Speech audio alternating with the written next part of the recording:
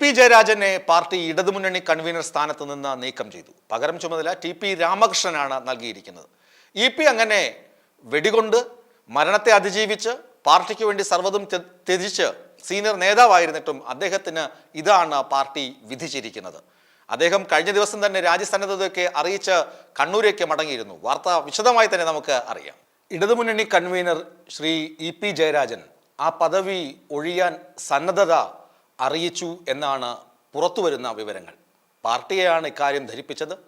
അദ്ദേഹം തിരുവനന്തപുരത്ത് ചേരുന്ന പാർട്ടി സംസ്ഥാന സമിതിക്ക് പങ്കെടുക്കാതെ കണ്ണൂരിലേക്ക് മടങ്ങുകയും ചെയ്തു. പി പുറത്തേക്കുള്ള വഴിയിലാണെന്ന് വളരെ മുമ്പ് തന്നെ, പ്രത്യേകിച്ച് പാർലമെന്റ് തെരഞ്ഞെടുപ്പിന് ശേഷം ആ വാർത്തകൾ അതീവ ശക്തമായി തന്നെ നിലനിന്നിരുന്നു. എന്താണ് പിക്ക് സംഭവിച്ചത്? പിയുടെ പേരിൽ പല വിവാദങ്ങൾ വന്നു. ആയുർവേദ റിസോർട്ട് മുതൽ ഇങ്ങോട്ട് പ്രകാശ് ജാവദേക്കറെ കണ്ടതുവരെയുള്ള വിവാദങ്ങൾ ഉണ്ട്. അദ്ദേഹത്തിൻ്റെ ജാഗ്രത കുറവിനെ, പ്രത്യേകിച്ച് തെരഞ്ഞെടുപ്പ് സമയത്ത് പോലും പിയിൽ നിന്നുണ്ടായ ചില പരാമർശങ്ങളും വാക്കുകളും തുറന്നു പറച്ചിലുമൊക്കെ ജാഗ്രത കുറവാണെന്ന് പിണറായി വിജയൻ സൂചിപ്പിച്ചിരുന്നു. അതുമാത്രമല്ല, ആളെ പറ്റിക്കാൻ നടക്കുന്ന ആളുകളുമായുള്ള ചങ്ങാത്തം പാടില്ലെന്നും പിണറായി വിജയൻ പിയെ ഉപദേശിച്ചിരുന്നു. ഇത് ഒരു വശത്ത്. മറുവശത്താണെങ്കിലോ പിയേക്കാൾ ജൂനിയറാണ് ശ്രീ വി ഗോവിന്ദനാണ് ഇപ്പോൾ പാർട്ടി സെക്രട്ടറി. കോടിയേരി ബാലകൃഷ്ണന്റെ മരണശേഷം പി ആകും സംസ്ഥാന സെക്രട്ടറി എന്ന തരത്തിൽ ഒരു പ്രചരണമൊക്കെ ഉണ്ടായിരുന്നു. എന്നാൽ പിക്ക് സെക്രട്ടറി പദവി ലഭിച്ചില്ല. താരതമ്യേന തന്നെക്കാൾ ജൂനിയറായ ഒരാളായ വി ഗോവിന്ദൻ മാസ്റ്ററെ സെക്രട്ടറി പദവി ഏൽപ്പിക്കുകയും ചെയ്തു. ഇതും പിയെ വല്ലാതെ പുകയ്ക്കുന്ന ഒന്നാണ്. പി തുടർന്ന് നടന്ന പല സമിതി യോഗങ്ങളിലും പല പാർട്ടി പരിപാടികളിലും പങ്കെടുത്തില്ല. ഇപ്പോൾ തന്നെ കണ്ണൂരിൽ നിശ്ചയിക്കപ്പെട്ട പാർട്ടി പരിപാടികളോ ഔദ്യോഗിക പരിപാടികളോ ഒന്നും ഇല്ലാതിരിക്കുമ്പോഴാണ് ഇപ്പോൾ പി കണ്ണൂരേക്ക് മടങ്ങിയിരിക്കുന്നത്. താൻ കൺവീനർ സ്ഥാനം രാജിവെച്ച് ഒഴിയാൻ തയ്യാറാണ് എന്ന് പറയുമ്പോഴും പി പാർട്ടിയിലെ ഒരു പ്രബലനാണ്. 3 ജയരാജന്മാരുണ്ട് കണ്ണൂരിൽ. P Jayarajan, P Jayarajan, V Jayarajan. ഈ ജയരാജന്മാരൊക്കെ പ്രബല ശക്തികളാണ് പാർട്ടിക്കുള്ളിൽ. എന്നാൽ പി ജയരാജനും ജയരാജനുമൊക്കെ പല വിധത്തിലുള്ള ആരോപണങ്ങൾ നേരിടുന്നുണ്ട്. പി ജയരാജനാണ് പി ജയരാജനെതിരെ കളിക്കുന്നതെന്നും പി ജയരാജനാണ് തനിക്കെതിരെ കളിക്കുന്നതെന്ന് പി ജയരാജനും ഒക്കെ പരസ്പരം ചെളിവാരി എറിയാനും ശ്രമം നടന്നിട്ടുണ്ട്. ഇവർ ഒരുമിച്ച് നിന്നപ്പോൾ കണ്ണൂർ പൊളിറ്റിക്സ് മാത്രമല്ല കേരളത്തിലും CPM ഒരു പരിധിവരെ ഭദ്രമായിരുന്നു എന്ന് വിലയിരുത്താൻ കഴിയും. ഏതായാലും പി എപ്പോഴാണ് പ്രകാശ് ജാവദേക്കറെ കണ്ടത്? ദല്ലാൽ നന്ദകുമാറിനൊപ്പം പ്രകാശ് ജാവദേക്കർ തിരുവനന്തപുരത്ത് പിയുടെ മകൻ്റെ ഫ്ലാറ്റിൽ വെച്ചാണ് കൂടിക്കാഴ്ച നടത്തിയത്. എന്തേ ഈ വഴി എന്ന് ചോദിക്കുന്നു. മറിച്ച് പറയുന്നു, ഞാൻ ഈ വഴി പോയപ്പോൾ താങ്കളെ ഒന്ന് പരിചയപ്പെടാമെന്ന് വെച്ച് കയറിയതാണെന്ന് പ്രകാശ് ജാവദേക്കർ പറയുന്നു. രാഷ്ട്രീയമൊക്കെ എങ്ങനെ എന്നൊക്കെ ചോദിക്കുന്നു. പക്ഷേ രാഷ്ട്രീയ കാര്യങ്ങളൊന്നും സംഭാഷണത്തിൽ വന്നില്ല എന്നുമൊക്കെയാണ് പി തുറന്നു പറഞ്ഞത്.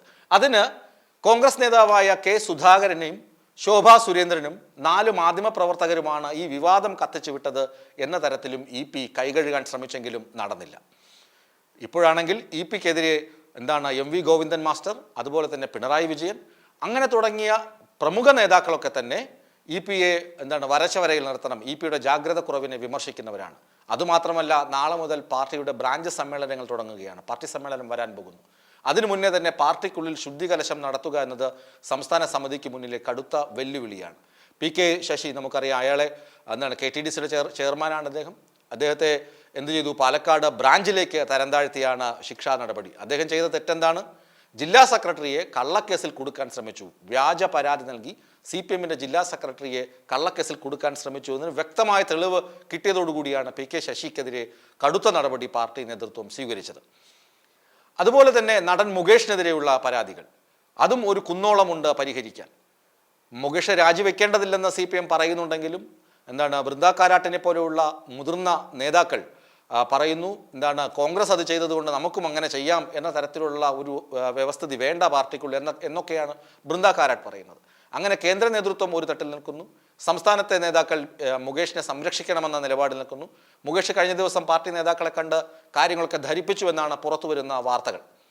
ഞാൻ പറഞ്ഞു വരുന്നത്, ഇങ്ങനെ പാർട്ടിക്കുള്ളിൽ പ്രധാനമായും ഉയർന്നു കേൾക്കുന്ന വിമർശനങ്ങളെയും അതുപോലെ തന്നെ പൊന്തി നിൽക്കുന്ന ചില ആശയങ്ങൾ, അതായത് വളരെ മോശപ്പെട്ട കാര്യങ്ങളിൽ മുഴച്ചു നിൽക്കുന്ന ചില നേതാക്കളെയും ഒന്ന് ഒതുക്കുക, അതിനുശേഷം ബ്രാഞ്ച് സമ്മേളനങ്ങളിലേക്ക് പോകുക എന്നതാണ് സംസ്ഥാന സമിതിയുടെ തീരുമാനം.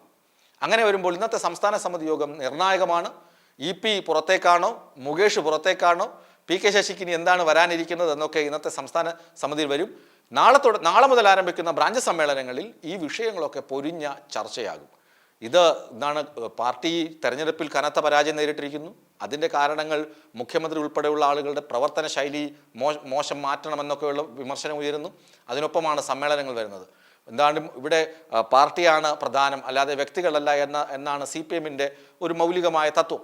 അതുകൊണ്ട് തന്നെ പാർട്ടിയിലെ അംഗങ്ങൾ അവരുടെ വാക്കിനായിരിക്കും അന്തിമമായി വില ലഭിക്കുക, അല്ലെങ്കിൽ വിജയം ലഭിക്കുക. EP ജയരാജൻ പാർട്ടി മുഖാന്തരം വധിക്കപ്പെട്ട നേതാവാണെന്നാണ് ചെറിയാൻ ഫിലിപ്പിൻ്റെ വിശദീകരണം. EP ജയരാജനെ MV രാഘവൻ്റെയും KR ഗൗരിയമ്മയുടെയും പട്ടികയിലാണ് ചെറിയാൻ ഫിലിപ്പ് ഉൾപ്പെടുത്തിയിരിക്കുന്നത്. SFIയുടെ ആദ്യ സംസ്ഥാന പ്രസിഡന്റായി വരുന്ന ജയരാജൻ പിണറായിക്കൊപ്പം തന്നെ സീനിയോറിറ്റി ഉള്ള നേതാവാണെന്നും ചെറിയാൻ ഫിലിപ്പ് തൻ്റെ കുറിപ്പിൽ പറയുന്നുണ്ട്. അത്രയും സീനിയറായ നേതാവിരിക്കെ MA ബേബി, അതുപോലെ തന്നെ MV ഗോവിന്ദൻ, A വിജയരാഘവൻ ഇവരെയൊക്കെ പാർട്ടി പോളിറ്റ് ബ്യൂറോയിലേക്കും സംസ്ഥാന സെക്രട്ടറി പദവിയിലേക്കുമൊക്കെ അവരോധിക്കുമ്പോൾ EP ജയരാജൻ ആകെ ദുഃഖിതനായിരുന്നു. അതുകൊണ്ടാണ് ഇനി EP ജയരാജൻ്റെ പോക്ക് എങ്ങോട്ടാണ് എന്നൊരു ചിന്ത നമുക്ക് ഉടലെടുക്കുന്നത്. അദ്ദേഹം മുമ്പ് ആളുകൾ പറഞ്ഞതുപോലെ BJP-യിലേക്ക് പോകുമോ എന്ന് കണ്ടറിയാം.